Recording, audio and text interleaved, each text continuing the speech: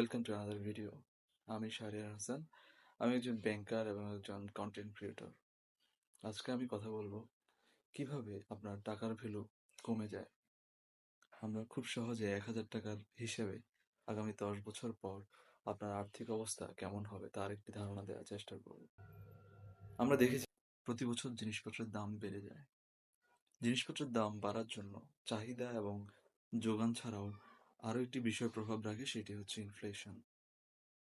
যদি অর্থের সময়মূল্য হিসাব করা যায়, তাহলে আগামী ১০ বছর পর ১,০০০ টাকার মূল্য গিয়ে দাঁড়াবে ৫০৬ টাকা।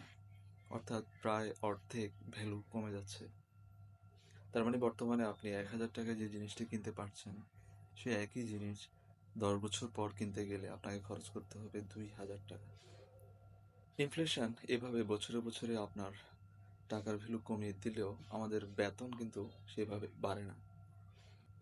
তাই ভবিষ্যতে আপনি আর্থিকভাবে ভালো থাকতে হলে আপনাকে কিছু ডিসিশন এখন থেকেই নিতে হবে। চলুন জানা যাক কিভাবে আমরা ইনফ্লেশন বিট করে আর্থিকভাবে আমরা ভালো থাকতে পারি। প্রথম আপনি হচ্ছে ব্যাংকে টাকা জমানো। ১,০০০ টাকা করেও যদি এখন কোনো ডিপিএস করেন, সেক্ষেত্রে আপনার ১০ বছরে মূল টাকা জমবে ১,২০,০০০, সাথে ব্যাংকের লাভ সহ সেটি প্রায় ২,০০,০০০ টাকার মতো হতে পারে। অর্থাৎ আপনার ইনফ্লেশনের খুব কাছাকাছি।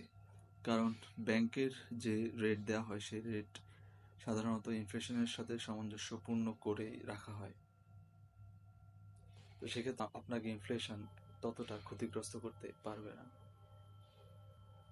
যদি মিউচুয়াল ফান্ড অথবা শেয়ার মার্কেটে বিনিয়োগ করেন, সেই ক্ষেত্রে আপনি কিন্তু ইনফ্লেশনকে হারিয়ে আপনি আরও বেশি লাভে থাকতে পারবেন। তবে এই সকল সেক্টরগুলো ঝুঁকিপূর্ণ, তাই রিসার্চ এবং পড়াশোনা করে এই সেক্টরগুলোতে বিনিয়োগ করতে হয়। ৩ নম্বর অপশন হচ্ছে আপনি চাকরির পাশাপাশি কোনো একটা প্যাসিভ ইনকামের একটি রাস্তা এখন থেকেই করার চেষ্টা করতে পারেন। সেক্ষেত্রে ফ্রিল্যান্সিং হতে পারে খুব ভালো একটি অপশন। কন্টেন্ট ক্রিয়েশন, ছোট ব্যবসা দাঁড় করানো ইত্যাদি কাজ এখন থেকেই করলে আগামী ১০ বছর পর আপনি আর্থিকভাবে ভালো থাকবেন। আমার ভিডিও ভালো লেগে থাকলে আমার প্রোফাইল ফলো দিয়ে রাখুন। আপনার কোনো মতামত থাকলে কমেন্টে জানাবেন। ধন্যবাদ।